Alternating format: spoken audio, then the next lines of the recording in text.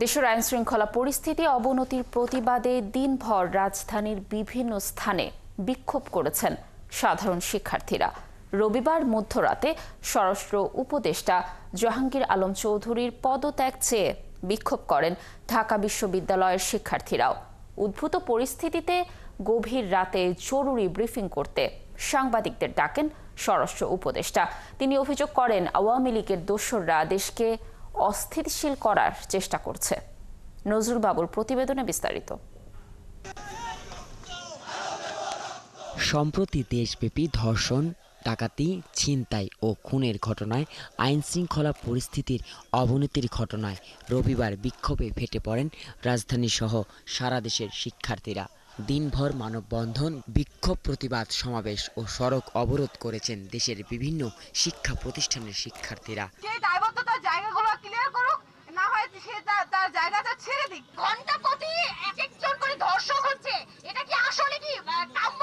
দিন শেষেও থামেনি শিক্ষার্থীদের বিক্ষোভ।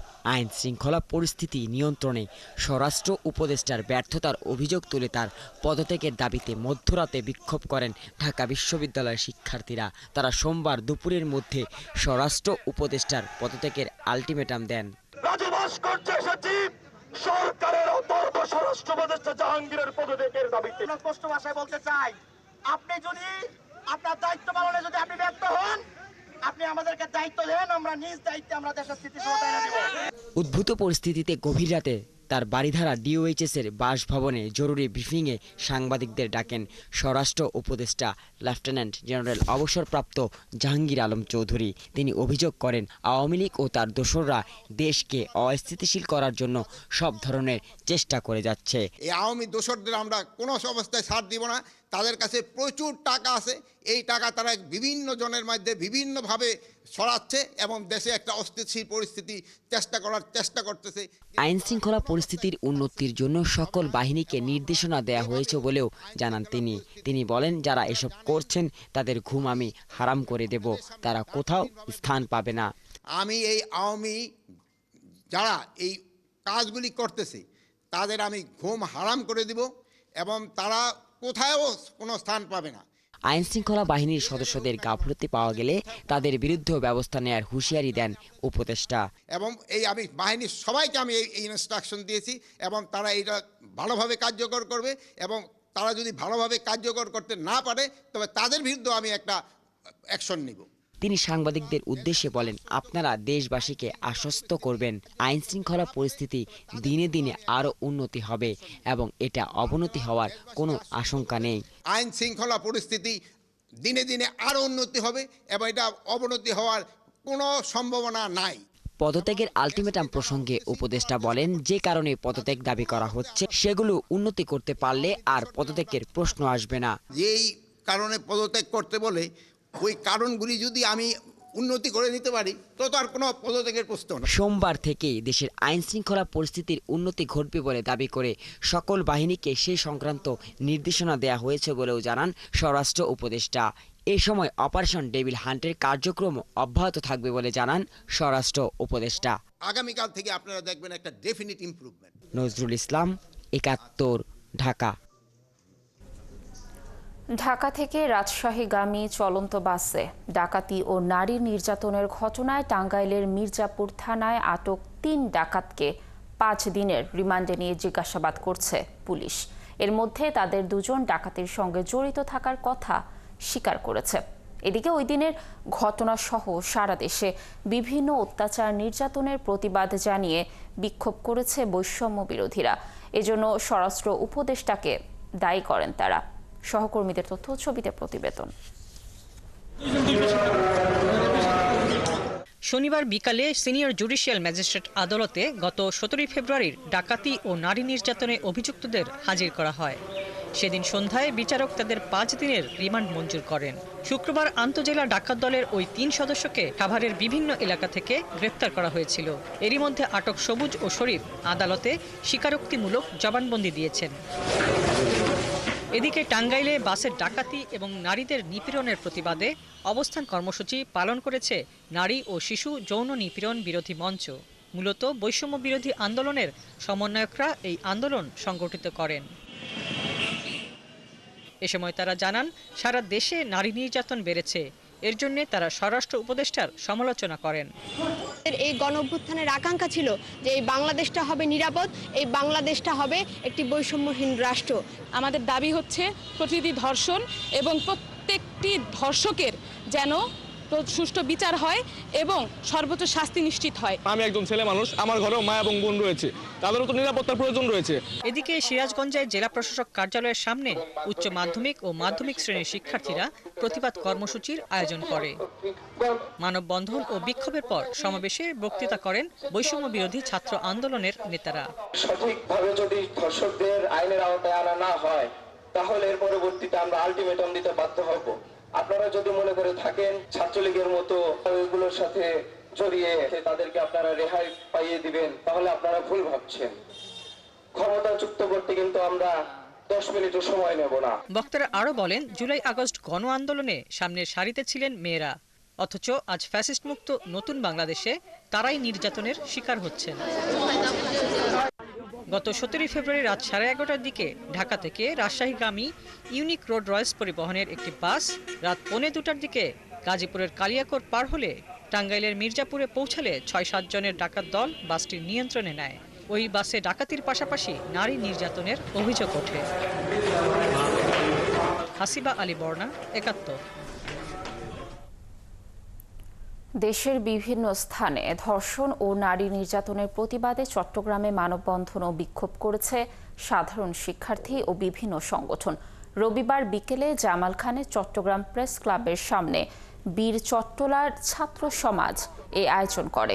মানববন্ধনে নারী, শিশু সহ সবার নিরাপত্তা নিশ্চিতের পাশাপাশি নতুন বাংলাদেশে কেউ যেন আর ধর্ষণের শিকার না হন সেই দাবি জানান বিক্ষোভকারীরা। শিক্ষার্থীরা বলেন, 24-এর অভ্যুত্থানে নারীরা সামনের সারিতে থেকে ভূমিকা রাখলেও অভ্যুত্থান পরবর্তী তারা ঘরে বাইরে কোথাও নিরাপদ নয়। রাষ্ট্র তাদের নিরাপত্তা দিতে ব্যর্থ হচ্ছে। তাই ধর্ষণকারী সহ সকল অপরাধীদের দৃষ্টান্তমূলক শাস্তির পাশাপাশি আইনশৃঙ্খলা পরিস্থিতি দ্রুত উন্নত করার আহ্বান জানান তারা। গত কয়েকদিন ধরে এতগুলো ধর্ষণের কেস, প্রশাসন এখনো কেন চুপ? কি করছে প্রশাসন? আমার সোনার বাংলায় কোনো রকম কোনো ধর্ষকের ঠাঁই হবে না। আমরা বাসে উঠতে পারি না, আমরা ট্রেনে উঠতে পারি না, আমরা রিক্সায় চলাচল করতে পারি না। অপরাধীদেরকে ধরে দৃষ্টান্তমূলক শাস্তি জাতির সামনে উপস্থাপন করতে না পারে তো কতক্ষণ পর্যন্ত অপরাধীদেরকে দমিয়ে রাখা যাবে না। শেরপুরের নকলায় 5ম শ্রেণীর এক ছাত্রীকে দল বেঁধে ধর্ষণের ঘটনায় প্রতিবাদ জানিয়ে এবং গ্রেফতারকৃত আসামির উপযুক্ত বিচারের দাবিতে থানা গেটের সামনে বিক্ষোভ করেছে সহপাঠী সহ এলাকাবাসী। শুক্রবার সন্ধ্যায় নকলা উপজেলার পাঠাকাটা গ্রামে প্রতিবেশীর বাড়িতে যাবার সময় ওই স্কুল ছাত্রীকে তুলে নিয়ে যায় সালুয়া গ্রামের আশিক সহ 3 থেকে 4 জন। পরে একটি ভুট্টা খেতে নিয়ে দল বেঁধে ধর্ষণ করে। এ সময় মানুষের উপস্থিতি টের পেয়ে অপরাধীরা পালিয়ে যায়। এরপর মেয়েটিকে অচেতন অবস্থায় উদ্ধার করে নকলা উপজেলা স্বাস্থ্য কমপ্লেক্সে ও পরে উন্নত চিকিৎসার জন্য ময়মনসিংহ মেডিকেলে ভর্তি করা হয়। এ ঘটনায় অভিযুক্ত আশিক সহ 3 থেকে 4 জনের বিরুদ্ধে থানায় মামলা করলে আশিককে গ্রেফতার করে পুলিশ। মাদ্রাসা ছাত্রী পঞ্চমীর পরে সে দর্শিত হয়েছিল। আমাদের কাছে অভিযোগ আসার সাথে সাথে অফিসের ইনচার্জ স্পেশাল কথা বলে মামলা রুজু হয়। রাত্রে থেকে অভিযান করে যাওয়ার আসামিকে গ্রেপ্তার করতে আমরা সক্ষম হই। সারা দেশে 5 দফা দাবিতে মেডিকেল কলেজ ও হাসপাতালের ইন্টার্ন চিকিৎসক ও শিক্ষার্থীরা কর্মবিরতি পালন করছেন। রবিবার থেকে শুরু হয়েছে এই কর্মবিরতি। দর্শক, কর্মবিরতির খবর জানাতে রংপুর থেকে যুক্ত হচ্ছেন সহকর্মী শাহ বাইজিদ আহমেদ। বাইজিদ, কর্মবিরতির কি প্রভাব পড়েছে হাসপাতালগুলোতে, আর রোগীদের দুর্ভোগ তো নিশ্চয়ই হচ্ছে, এই ব্যাপারে কি তথ্য রয়েছে জানাবেন? সেই সাথে জানাবেন যে চিকিৎসকরা তাদের দাবির বিষয়ে কি বলছেন।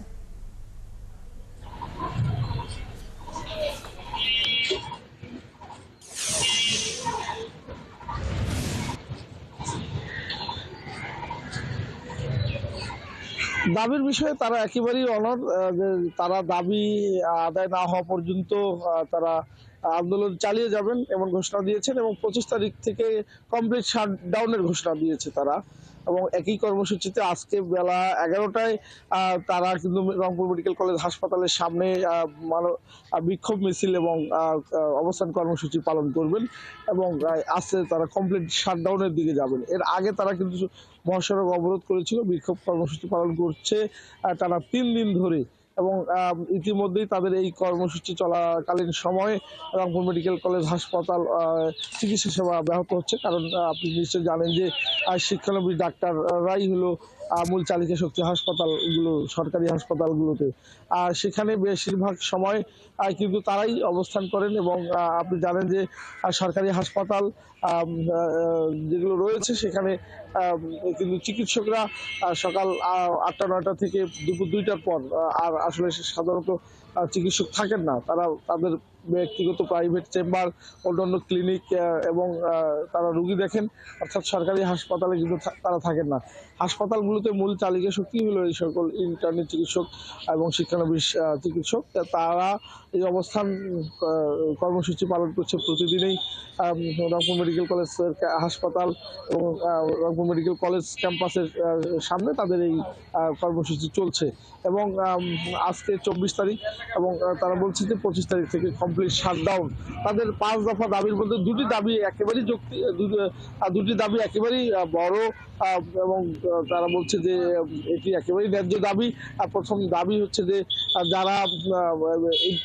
যারা MBBS ডাক্তার, তাদের বাইরে যারা ডাক্তার লিখছে এটি কোনোভাবেই আইন সিদ্ধ না এবং ইতিমধ্যেই মহামান্য হাইকোর্ট একটি কিন্তু মন্তব্য দিয়েছে এবং তারই প্রেক্ষিতে তারা বলছেন যে যেন যারা MBBS ডাক্তার ছাড়া কেউ যেন চিকিৎসক লিখতে না পারে সেটি তারা দেখছেন। এটি তাদের প্রথম দফা। পাশাপাশি তাদের আরেকটি দফা রয়েছে যে তাদের এই যে MBBS করার পর ইন্টার্নি সহ 6 বছর লেগে যায়। অন্য জায়গায় কিন্তু অনার্স 4 বছরে হয়ে যায় আর সেখানে এদের 6 বছর লাগে। সরকারি চাকরিতে কিন্তু যে সময়সীমা বেঁধে দেওয়া রয়েছে এবং BCS এর যে সময় দেওয়া হয়েছে এর বাইরে তারা বলছে যে 2 বছর, অন্তত 2 বছর তাদের জন্য বাড়িয়ে দেওয়া হোক। এরকম 5টি দাবি তারা করছেন এবং একই দাবিতে তারা এই কিন্তু কর্মসূচি পালন করছে। আমরা রংপুর মেডিকেল কলেজ হাসপাতালে কিন্তু ওই সব যখন তারা কর্মসূচি পালন করে তখন কোনো ধরনের কিন্তু তারা কেউ হাসপাতালে যান না। আপনি জানেন যে রংপুর মেডিকেল কলেজ হাসপাতাল কিন্তু 1000 শয্যার হলেও কিন্তু এখানে বেশিরভাগ জায়গায় কিন্তু দ্বিগুণ 3 গুণ কিন্তু রয়েছে, 3 গুণ শিক্ষা। বায়েজিদ, আপনি সেখানের তথ্য সংগ্রহ করতে থাকুন। আমরা নিশ্চয়ই আবার আপনার সাথে যুক্ত হয়ে দর্শকদেরকে চিকিৎসকরা যে কর্মবিরতি পালন করছেন এই বিষয়ে তথ্য জানানোর চেষ্টা করব। MBBS ও BDS ছাড়া অন্য কাউকে চিকিৎসকের স্বীকৃতি না দেওয়া সহ 5 দফা দাবিতে রবিবার সকাল থেকে কর্মবিরতি পালন করছেন বিভিন্ন মেডিকেল কলেজ হাসপাতালের ইন্টার্ন চিকিৎসকরা। দাবি না মানা পর্যন্ত তারা কর্মবিরতি চালিয়ে যাওয়ার ঘোষণা দিয়েছেন। এতে বিপাকে পড়েছেন রোগীরা। সহকর্মীদের তথ্য ছবিতে প্রতিবেদন। বিএমডিসির বিরুদ্ধে করা রিট প্রত্যাহার করার পাশাপাশি বিএমডিসি রেজিস্ট্রেশন শুধু MBBS ও BDS ডিগ্রিধারীদের দেওয়ার দাবি জানান রাজশাহী মেডিকেল কলেজ হাসপাতালের ইন্টার্ন চিকিৎসকরা।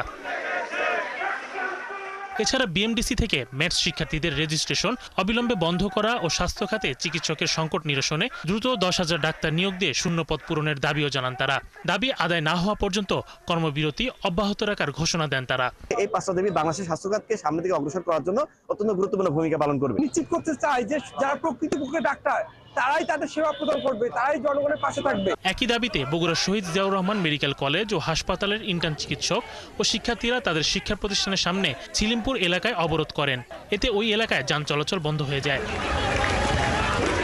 পরে সোমবার থেকে ইন্টার্ন চিকিৎসক, হাসপাতালে ও শিক্ষার্থীরা কলেজে কমপ্লিট শাটডাউন কর্মসূচি ঘোষণা করেন। পাশ করে তারা ডাক্তার নিজে ঘোষণা করে রিট চলতেছে আদালতে, সেটা অলরেডি 90 বার পিছানো হয়েছে, যেটা আসলে হাস্যকর। প্রেসক্রিপশন ছাড়া অ্যান্টিবায়োটিক, স্টেরয়েড যেগুলো ইউজ করতেছে এগুলো হচ্ছে নরমাল মানুষের শরীরে অনেক পার্শ্ব প্রতিক্রিয়া সৃষ্টি করতেছে। যেমন একটা ছোট বাচ্চা পিডিয়াট্রিক্সের পেশেন্ট, তাকে তারা অ্যান্টিবায়োটিক দিয়েছে, একদম লাস্ট লাইন অ্যান্টিবায়োটিক, যেগুলো আমরা একদম শেষে ব্যবহার করি। চট্টগ্রামেও রবিবার সকাল 8টা থেকে হাসপাতালের সব ওয়ার্ডে দায়িত্ব পালন থেকে বিরত রয়েছেন ইন্টার্ন চিকিৎসকরা। তবে আন্দোলনের আওতামুক্ত রয়েছে জরুরি বিভাগ, অপারেশন সেবা ও বহির্বিভাগ। ইন্টার্ন চিকিৎসকদের এই কর্মসূচির সাথে একাত্মতা জানিয়ে চট্টগ্রাম মেডিকেল কলেজের সব বর্ষের শিক্ষার্থীরা ক্লাস ও পরীক্ষা বর্জন করেন।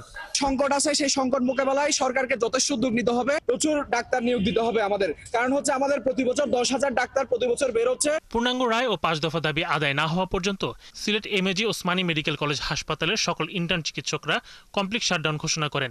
একই সাথে ক্লাস পরীক্ষা সহ সকল একাডেমিক কার্যক্রম বর্জনের ঘোষণা দেন তারা।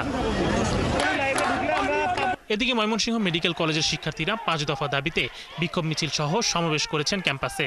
রবিবার দুপুরে এই কর্মসূচি শেষে কলেজ অধ্যক্ষের কাছে স্মারকলিপি দেয় তারা। শরীফ আজাদ প্রীতম, 71। দর্শক, কর্মবিরতির আরো তথ্য জানাবো। আমরা চলে যাব ময়মনসিংহে, সেখানে রয়েছেন আমাদের সহকর্মী বাবুল হোসেন। বাবুল, কর্মবিরতির কি ধরনের প্রভাব দেখছেন হাসপাতাল এবং মেডিকেলে, আর সেই সাথে জানাবেন যে রোগীদের দুর্ভোগ কেমন, ওখানে কি তথ্য রয়েছে? লাবণী, আপনি জানেন যে এই 1000 শয্যার ময়মনসিংহ মেডিকেল কলেজ হাসপাতালে গড়ে 3 থেকে 4,000 রোগী ভর্তি থাকে। তো এই হাসপাতালে যে চিকিৎসক সংকট তো রয়েছে, সেই ক্ষেত্রে ইন্টার্ন যে চিকিৎসক তারাই মূলত অন্যতম একটি প্রধান সহায়ক। যেহেতু তারা এই ধর্মঘটে রয়েছেন, সেই কারণে আমরা বলতে পারি যে একটি দুর্ভোগ, যদি বলি যে অবর্ণনীয় দুর্ভোগ, রোগীদের যে সেবা দান, অর্থাৎ এই ফ্রন্ট সারিতে যেটাকে আমরা বলি সম্মুখ ভাগে যে সেবাটি দিয়ে থাকেন, সেই সেবার কাজটি কিন্তু করে থাকেন ইন্টার্ন চিকিৎসকরা। এবং এটির কারণে কিন্তু আমরা বলতে পারি যে সেবা কার্যক্রম ভেঙে পড়েছে, কারণ যারা অধ্যাপক এবং সহকারী অধ্যাপক, সহযোগী অধ্যাপক, কনসালটেন্ট, তাদের একটি সংকট রয়েছে। সেই সংকটটি কিন্তু সবসময় সহায়তা করে থাকেন এই ইন্টার্ন চিকিৎসকরা। এই যে এই ধর্মঘটের কারণে কবে সেই সংকটের সমাধান হবে সেটি বলতে পারছেন। আমরা সকাল থেকেও দেখেছি যে যারা হাসপাতালে চিকিৎসার জন্য এসেছেন বা নতুন করে ভর্তি হচ্ছেন, তারা কিন্তু সবচেয়ে বেশি একটি ভোগান্তির কবলে পড়েছেন। যদিও ইন্টার্ন চিকিৎসক যারা এই আন্দোলনে রয়েছেন, তারা বলছেন যে আজ বেলা 12টায় তারা হাসপাতাল কর্তৃপক্ষ কে নিয়ে তারা সিভিল সার্জন কার্যালয় ঘেরাও করবেন এবং তারা তাদের যে দাবি যেটি রয়েছে সেই দাবি তারা উপস্থাপন করবেন।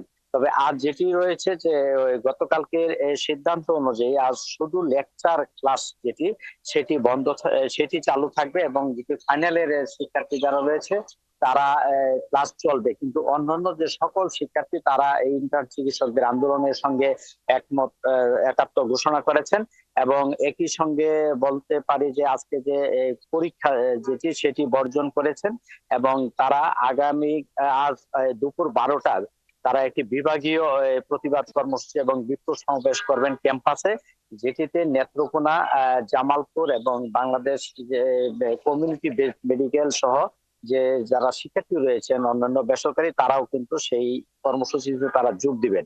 এবং যেটি বলছে যে এই আন্দোলনরত শিক্ষার্থীরা যে তাদের এই যে কর্মসূচি তারা সেটি যতক্ষণ না পর্যন্ত তারা দাবি আদায় হচ্ছে ততক্ষণ পর্যন্ত তাদের এই কর্মসূচি চলবে, এমন কথা আন্দোলনকারীরা বলছেন। এবং প্রয়োজনে তারা যদি কমপ্লিট শাটডাউন সেই দিকে তারা যাবেন যদি সেই দাবি পূরণ হয়। এবং তারা যেটি বলছেন যে সারা দেশে যে 10,000 চিকিৎসক নিয়োগ করে শূন্য পদে চিকিৎসক নিয়োগ দিয়ে যে ঘাটতি যেটি রয়েছে সেবার, সেটি তাদের পূরণ করতে হবে এবং এমবিবিএস এবং বিবিএস চিকিৎসক যারা রয়েছেন যদি বিএমডিসি থেকে তাদেরকে রেজিস্ট্রেশন দেওয়া হয়, সেটিকে এর বিএমডিসি মেটস দেরকেও সেই ডাক্তার লেখার অনুমতি দেয়। তাদের বক্তব্য হচ্ছে যে এমবিবিএস এবং বিডিএস বিএমডিসি থেকে যাদেরকে চিকিৎসক বা রেজিস্ট্রেশন দেয়, এর বাইরে অন্য কাউকে সেই ডাক্তার লিখতে পারবে না, এমন একটি দাবি তারা করে আসছেন। এবং এর বাইরেও আরো তাদের কিছু দাবি রয়েছে, চিকিৎসকদের সুরক্ষা আইন যেটি সেটি করতে হবে এবং এই যে এইসব দাবিতেই মূলত তারা এই আন্দোলন করছেন এবং বলছেন যে দাবি আদায় না হওয়া পর্যন্ত তাদের এই আন্দোলন চলবে। বাবুল, আপনি থাকুন সেখানে এবং তথ্য সংগ্রহ করতে থাকুন। আমরা আপনার সাথে আবার যুক্ত হয়ে দর্শকদেরকে ময়মনসিংহের যে কর্মবিরতি চালাচ্ছেন ইন্টার্ন চিকিৎসক ও শিক্ষার্থীরা সেই ব্যাপারে তথ্য জানানোর চেষ্টা করব। সাভারের হেমায়েতপুরে সিলিন্ডার গ্যাসের লিকেজ থেকে বিস্ফোরণে শিশুসহ 7 জন দগ্ধ হয়েছেন। দগ্ধদের সাভারের এনাম মেডিকেল কলেজ হাসপাতালের বার্ন ইউনিটে ভর্তি করা হয়েছে। রবিবার সন্ধ্যায় হেমায়েতপুরের নালিয়াসুর এলাকার নবাব আলীর মালিকানাধীন একতলা বাড়ির একটি কক্ষে এই দুর্ঘটনা ঘটে। প্রত্যক্ষদর্শীরা জানান, বাড়ির মালিকের স্ত্রী আমেনা বেগম ঘরে তালা লাগিয়ে বাইরে যান। এ সময় গ্যাস লিকেজের বিষয়টি টের পেয়ে আমেনাকে জানানো হয়। পরে দরজা ভাঙার সময় মুহূর্তেই আগুন লেগে যায়।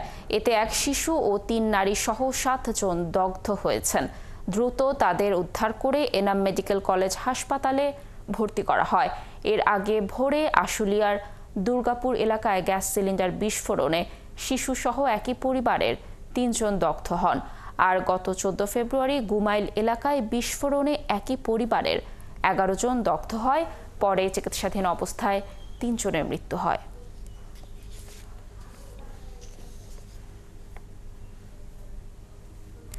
দীর্ঘ 17 বছর পর নিজ এলাকা নেত্রকোনায় ফিরেছেন সাবেক স্বরাষ্ট্র প্রতিমন্ত্রী লুৎফুজ্জামান বাবর।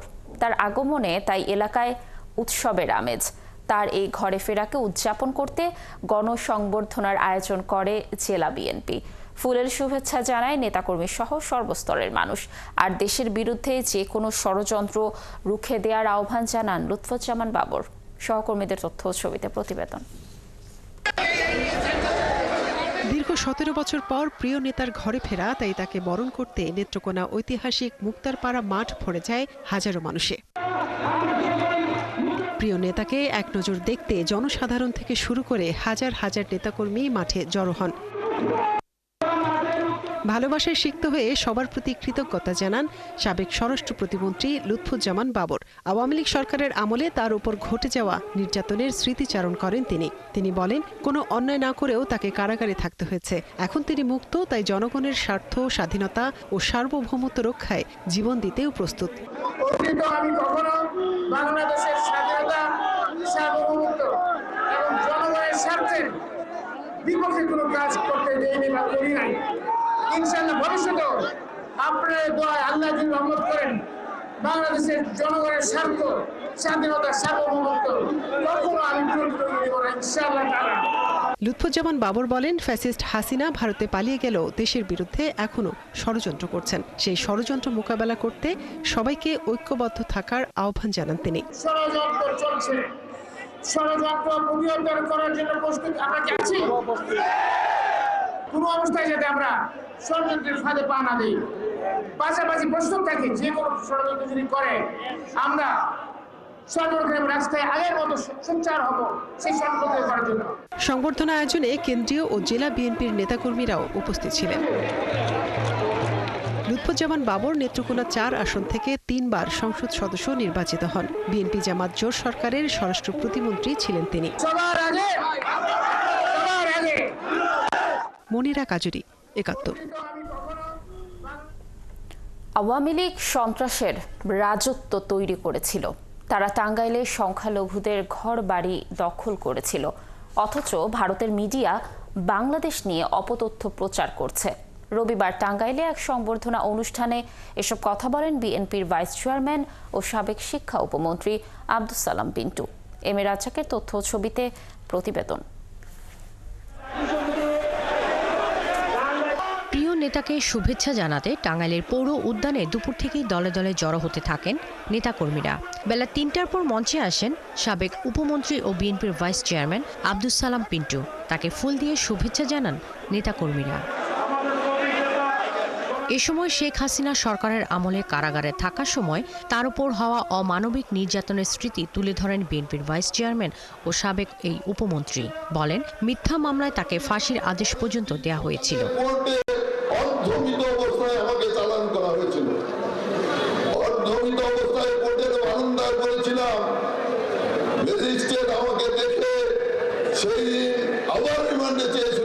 তিনি আরও বলেন, আওয়ামী লীগ সন্ত্রাসের রাজত্ব তৈরি করেছিল। জাতীয়তাবাদী দল কখনো এসব সন্ত্রাসী কর্মকাণ্ডে বিশ্বাস করে না। টাঙ্গাইলে যত হিন্দুদের বাড়ি ছিল সব আওয়ামী লীগ দখল করেছে। এক এক যদি বলতে পারি, মান্নান সাহেব, শামসুর রহমান খান সাহেব শুরু করে যতগুলো বাড়ি দেখেন। গণসংবর্ধনা অনুষ্ঠানে বিএনপির স্থায়ী কমিটির সদস্য নজরুল ইসলাম খান, বিএনপির ভাইস চেয়ারম্যান আহমেদ আজম খান, বিএনপির প্রচার সম্পাদক সুলতান সালাউদ্দিন টুকুও বক্তব্য দেন। এ সময় নেতারা বলেন, 5 আগস্টের পর তারা ভেবেছিলেন রাজপথে আর নামতে হবে না, কিন্তু এই সরকারও সে পথেই হাঁটছে। বাংলাদেশে কিছু রাজনৈতিক দল আছে, তারা জনগণকে একটা জিনিস বোঝানোর চেষ্টা করছে যে বিএনপি নাকি সংস্কার চায় না। আপনি যদি কারো ক্ষতির চিন্তা করেন, আসলে ক্ষতি আপনারই হবে। এ সময় নেতারা সারা দেশে বাসে, ট্রেনে ডাকাতির ঘটনা সহ আইন শৃঙ্খলা পরিস্থিতির অবনতির তীব্র নিন্দা জানান। শৃঙ্খলা ফেরাতে নির্বাচন দরকার বলে জানান তারা। শাকিলা শম্পা, ৭১। জনগণের ভোটে নির্বাচিত সরকারই কেবল দেশের সংস্কার ও উন্নয়ন নিশ্চিত করতে পারে বলে জানিয়েছেন বিএনপির ভাইস চেয়ারম্যান বরকতুল্লাহ বুলু। রবিবার বিকেলে বাগেরহাট সদর উপজেলার ৭ গম্বুজ ইউনিয়ন পরিষদ মাঠ প্রাঙ্গণে জেলা বিএনপি আয়োজিত এক জনসভায় প্রধান অতিথির বক্তব্যে তিনি এই কথা বলেন। তিনি আরও বলেন, বর্তমান পরিস্থিতি দেশকে অস্থিতিশীলতার দিকে নিয়ে যাচ্ছে, যা কোনোভাবেই কাম্য নয়। তাই অন্তর্বর্তীকালীন সরকারের উচিত জনগণের ভোটাধিকার পুনঃপ্রতিষ্ঠিত করতে দ্রুত নির্বাচনী রোডম্যাপ ঘোষণা করা এবং গণতান্ত্রিক প্রক্রিয়া পুনরুদ্ধার করা। জনসভায় বিএনপির হাজার হাজার নেতাকর্মী ও সমর্থকরা অংশগ্রহণ করেন।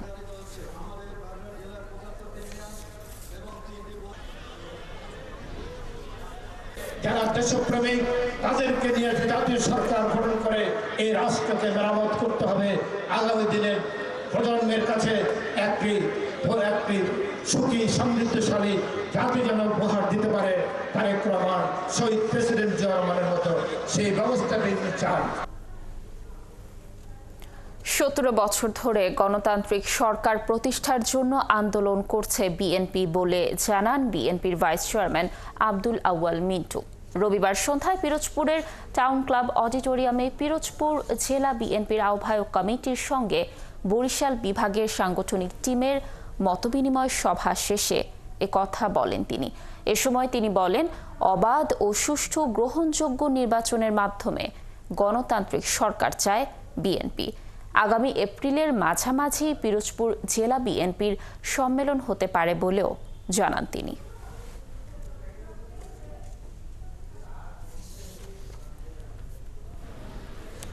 পতিত সরকারের দোসর যদি ছদ্মবেশে অনুপ্রবেশ করতে চায়, তাহলে তাদেরকে প্রতিহত করা হবে বলে হুঁশিয়ারি দিয়েছেন বিএনপির চেয়ারপারসনের উপদেষ্টা হেলালুজ্জামান তালুকদার লালু।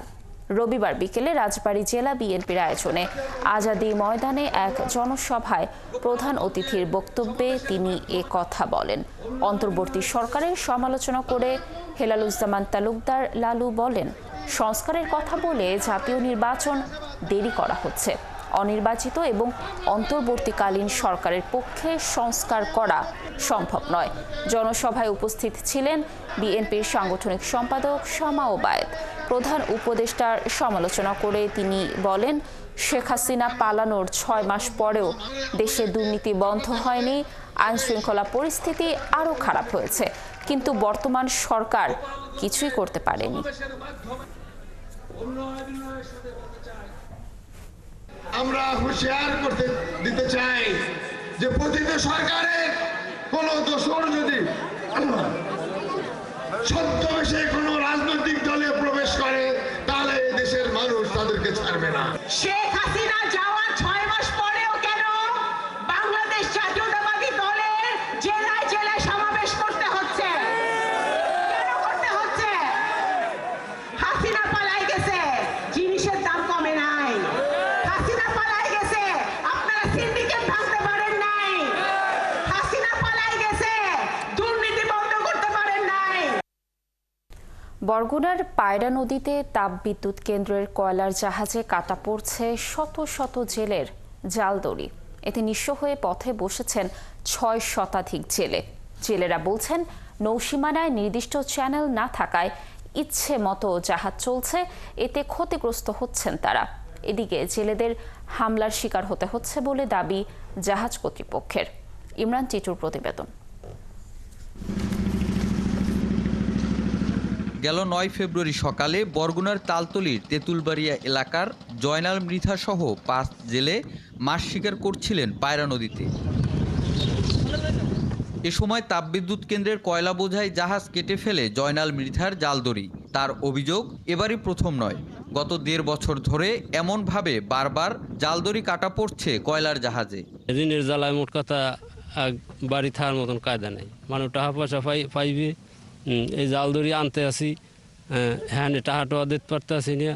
জেলেদের তথ্য মতে গত 1 সপ্তাহে পায়রা সংলগ্ন 50 কিলোমিটার এলাকায় 6 শতাধিক জেলের জালদড়ি এভাবে কাটা পড়েছে কয়লার জাহাজে। বারবার জালদড়ি কাটা পড়ায় ঋণের বোঝায় অসহায় হয়ে পড়েছেন নদীপাড়ের জেলেরা। বোটে বোটে বারবার যদি ক্ষতি করে তাহলে 4-5টার সংসার, মানুষ তো একজন না দুইজন না, সংসার চলে। ঈদ দিই 4-5 বার কাটলে হ্যাঁ নাকি মনে করেন সংসার চলে। থামাইত করলে তো থামাইবি না, আর মোরা যদি আগুন দিই যারা যে হেরা উঠে কয়লা আছে না ওইগুলো পাক্কায়। কোনো পরিবেশ নাই যে আমাদের স্ত্রী সন্তান যে মানুষদের খাইবে। এদিকে জেলেদের মাছ শিকার বন্ধ থাকায় প্রভাব পড়েছে উপজেলার গোটা মৎস্য ব্যবসায়।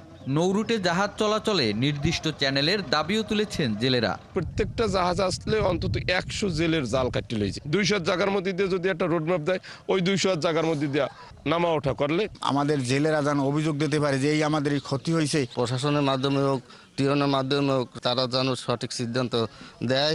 এমন ঘটনায় বিপাকে পড়েছেন কয়লা নিয়ে আসা জাহাজ চালকরাও। জালদড়ি কাটার বিষয়টি স্বীকার করলেও তাদের দাবি, জেলেরাও তাদের উপর হামলা করেছে। চ্যানেলের নির্দিষ্ট ভয়াবাতি নাই, এ কারণে জেলেরা আমাদের উপরে অত্যাচার নির্যাতন করে।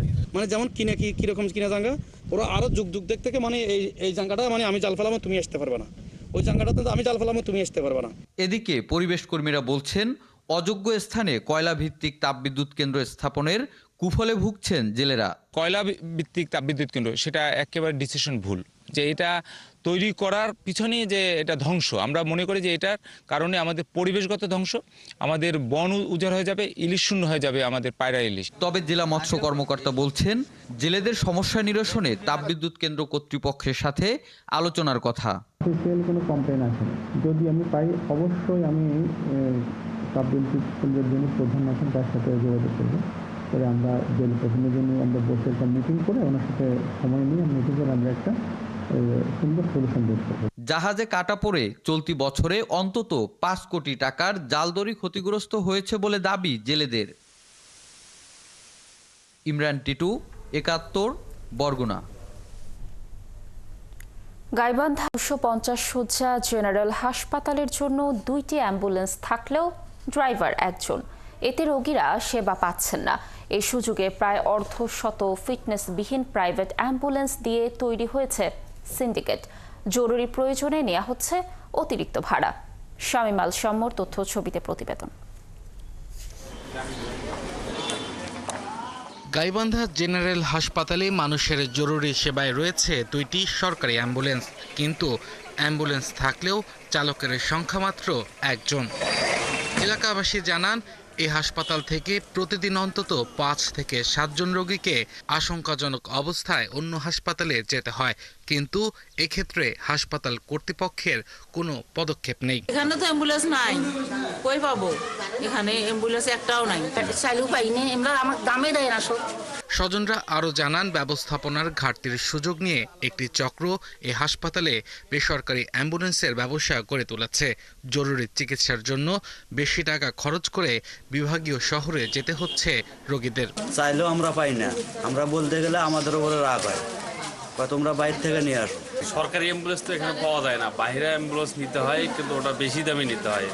গাড়ি ছোট, লোক কম আসে, যাওয়া যায় না। সদর হাসপাতাল, সেখানে একটা অ্যাম্বুলেন্স নাই, একটা রোগীর জন্য বাইরের অ্যাম্বুলেন্স নিয়ে এসে বিজনেস করতেছে সদর হাসপাতালে ভেতর।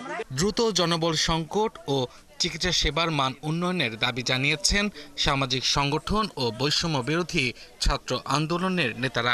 আমাদের এইরকম কিছু গাড়িতে যেতে হয় যেগুলো অ্যাম্বুলেন্সও বলা চলে না, কোনো অক্সিজেন নাই, কোনো সুযোগ সুবিধা নাই, মানে জাস্ট একটা সাধারণ গাড়ির মতো। বেশিরভাগই নিলামে যে হাইস মাইক্রোগুলো কিনতে পাওয়া যায়, ফিটনেস চলে গেছে, সেই গাড়িগুলো কিনে অল্প খরচের মধ্যে অ্যাম্বুলেন্সে কনভার্ট করা হয়। এগুলো ফিটনেস বিহীন অ্যাম্বুলেন্স, এগুলোতে নাই কোনো অক্সিজেন, রোগীদের সেরকম সেবা নাই, কিছু না।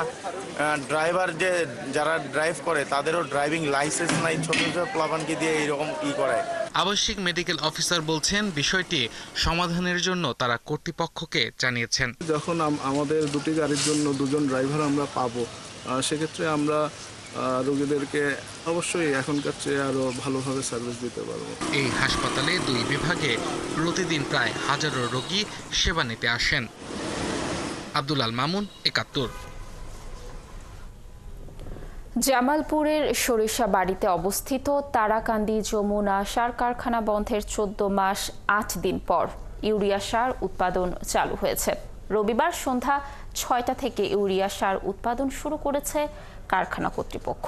কারখানার উপপ্রধান প্রকৌশলী ফজলুল হক বলেন, গত বছর ঘোড়াশাল পলাশ ইউরিয়া ফার্টিলাইজার কোম্পানিতে সার উৎপাদন নিরবিচ্ছিন্ন রাখার সিদ্ধান্ত নেয় বিসিআইসি।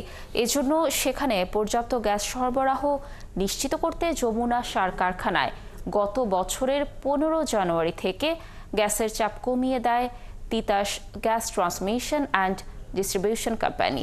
এরপর থেকে যমুনায় ইউরিয়া উৎপাদন বন্ধ হয়ে যায়।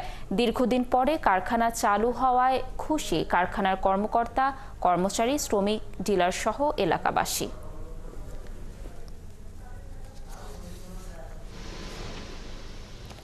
কৃষকের ফসলের লাভজনক দাম নিশ্চিত, সার, বীজ, কীটনাশক সহ সকল কৃষি উপকরণের দাম কমানো সহ 16 দফা সংস্কারের প্রস্তাব নিয়ে অনুষ্ঠিত হয়েছে কৃষক কনভেনশন। রবিবার দুপুরে রংপুর টাউন হল মিলনায়তনে বাংলাদেশ ক্ষেত মজুর ও কৃষক সংগঠনের আয়োজনে প্রধান অতিথি ছিলেন রংপুর জেলা বাসদের প্রবীণ রাজনীতিবিদ, ভাষা সৈনিক আফজাল হোসেন।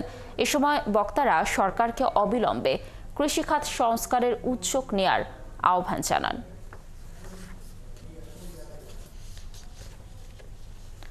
জমি দখল চেষ্টা ও মিথ্যা অপপ্রচারের প্রতিবাদে এবার নারায়ণগঞ্জের সোনারগাঁয়ে মানববন্ধন করেছেন প্রয়াত চিত্রনায়িকা দিতির মেয়ে লামিয়ার মামি ও স্থানীয় লোকজন। রবিবার বিকেলে সোনারগাঁ উপজেলার সামনে মানববন্ধনে ভুক্তভোগী প্রতিবন্ধী শিশু ও তার মা শারমিন প্রীতি সহ এলাকাবাসী অংশ নেন। মানববন্ধনে বক্তারা বলেন, ক্ষমতার অপব্যবহার করে লামিয়া সোনারগাঁওয়ে প্রতিবন্ধী শিশু ও তার পরিবারের জমি জোরপূর্বক দখল করে রেখেছে। এলাকার গণ্যমান্য ব্যক্তিরা সেই জমি নিয়ে বিরোধ মীমাংসা করতে গেলে লামিয়া ও তার লোকজন হামলা চালিয়েছে। এ ঘটনার বিচার দাবি করেন তারা।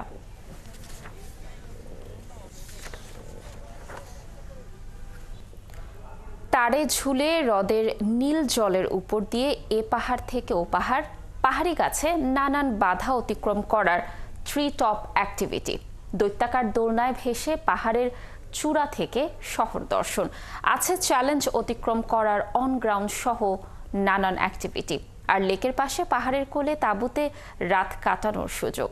বন্দরনগরী চট্টগ্রামের ফয়েজ লেক বেস ক্যাম্পে রয়েছে ভ্রমণ পিপাসুদের এরকম নানান রোমাঞ্চকর অ্যাক্টিভিটি করার সুযোগ। বাবুন পালের ক্যামেরায় আরো জানাচ্ছেন প্রণবেশ চক্রবর্তী। পাহাড় ঘেরা টলমল স্বচ্ছ জলরাশির মনোরম লেকের পাশ দিয়ে সরু রাস্তা, এরপর আঁকাপাকা ঢালু সিঁড়ি চলে গেছে পাহাড়ের মাথায়। উপরে ইট পাথরের শহর ছেড়ে পাহাড়ি পরিবেশে এসে কেউ করছেন যোগব্যায়াম, শারীরিক কসরত। একক বা দলগতভাবে কেউ সারছেন শারীরিক ও মানসিক দক্ষতা বৃদ্ধির অনগ্রাউন্ড ও ট্রি টপ অ্যাক্টিভিটি। অন্যদিকে ভয়কে জয় করার দোলনায় চড়ে কেউ দেখে নিচ্ছেন গোটা শহর। তারে ঝুলে স্বচ্ছ নীল জলরাশির হ্রদের উপর হাওয়ায় ভেসে ওয়াটার জিপলাইনে এক পাহাড় থেকে আরেক পাহাড়ে পারাপার করছেন রোমাঞ্চ প্রিয়রা। প্রাকৃতিক সৌন্দর্যে ঘেরা ৩৩৬ একর জায়গার উপর গড়ে ওঠা বিনোদন কেন্দ্র ফয়েজ লেকে তৈরি হয়েছে বেস ক্যাম্প। এখানে আছে নানান রোমাঞ্চকর রাইড ও অ্যাক্টিভিটির সুযোগ। লেকের যে একটা সৌন্দর্য, আমরা যে ভ্রমণ যারা করি তারা কিন্তু এই লেকে আসি প্রায় সময়। সবকিছু মিলে এটা অনেক ফান এবং সবাই সাথে যেহেতু গেট টুগেদার করতেছি আমাদের পুরো গ্রুপ, সো এই জন্য আরো ভালো লাগতেছে। একটা greenish environment, so that's why I choose this. আছে লেকের স্বচ্ছ জলে কায়াকিং এর সুযোগ, তীর ধনুকের নিশানা পরীক্ষার আর্চারি, সবুজ বনানীর মাঝে শিশুদের জন্যেও নানান চ্যালেঞ্জ অতিক্রমের অ্যাক্টিভিটি। অনেক কিছু দেখেছি আজকে, আর অনেক রকমের অ্যাক্টিভিটিস আছে। ফ্রগ দেখেছি, অ্যালিগেটর দেখেছি, ডিফারেন্ট টাইপ অফ অ্যানিমালস দেখেছি, and the nature is very beautiful. গ্রামীণ যে জীবন বা গাছ থেকে লাফ দেয়া বা দোলনায় দোলা, এই ব্যাপারগুলো শহরে আমরা পাই না, যেটা আসলে এখানে পাওয়া যায়। ইচ্ছে হলে আছে জোনাকির আলোয় কিংবা ঝিঝি পোকার ডাকের মাঝে পাহাড়ের কোলে তাঁবু খাটিয়ে রাত্রিযাপন, বা হ্রদের রাত্রিকালীন নৈসর্গিক সৌন্দর্যের মাঝে ফায়ার ক্যাম্পের সুযোগ। চাইলে কেউ হেঁটে হারিয়ে যেতে পারেন সবুজ বনানীর পথেও। এটা খুবই আকর্ষণীয় একটি ভ্রমণ ইভেন্ট হিসেবে পরিগণিত হয়েছে। এছাড়াও নানা ধরনের বয়স ভেদে এবং গ্রুপদের চয়েস ভেদে আমরা বিভিন্ন ধরনের ইভেন্ট আয়োজন করে থাকি। ফয়েজ লেক বেস ক্যাম্পে রোমাঞ্চকর কর্মকাণ্ডের জন্য দক্ষ প্রশিক্ষকের পাশাপাশি পর্যটকদের নিরাপত্তার কথা বিবেচনায় নিয়ে রাখা হয়েছে পর্যাপ্ত সুরক্ষা ব্যবস্থাও। প্রণবেশ চক্রবর্তী, ৭১, চট্টগ্রাম। নাটোরের বাগাতিপাড়ায় পুলিশি বাধায় বন্ধ করে দেয়া হয়েছে ৫০ বছরের ঐতিহ্যবাহী গ্রামীণ যাত্রাপালা। নিজেদের ঐতিহ্যবাহী যাত্রাপালা বন্ধ করায় ক্ষুব্ধ হয়েছেন সংস্কৃতি কর্মী ও এলাকাবাসী।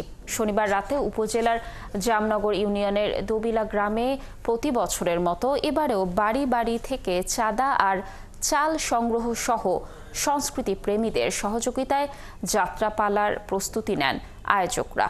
শিল্পীরা যখন অভিনয়ের জন্য অপেক্ষা করছেন, ঠিক তখনই পুলিশি বাধায় পণ্ড হয়ে যায়। আয়োজক, সংস্কৃতি কর্মী ও স্থানীয় জনপ্রতিনিধিদের দাবি, গ্রামের নারী পুরুষের সম্মিলিত অংশগ্রহণে ঐতিহ্যবাহী এমন আয়োজনে বাধা গ্রামীণ সংস্কৃতির জন্য অশনি সংকেত। তারা সবাই এ নিয়ে ক্ষোভ প্রকাশ করেন। এদিকে বাগাতিপাড়া মডেল থানার ভারপ্রাপ্ত কর্মকর্তা রফিকুল ইসলাম জানান, বাহির থেকে মেয়েদের নিয়ে এসে যাত্রা অনুষ্ঠান হবে, তাই আইন শৃঙ্খলা রক্ষার্থে যাত্রাপালা বন্ধ করা হয়েছে। তবে জেলা প্রশাসকের কাছ থেকে অনুমতি নিলে তারা এই আয়োজন করতে পারবেন।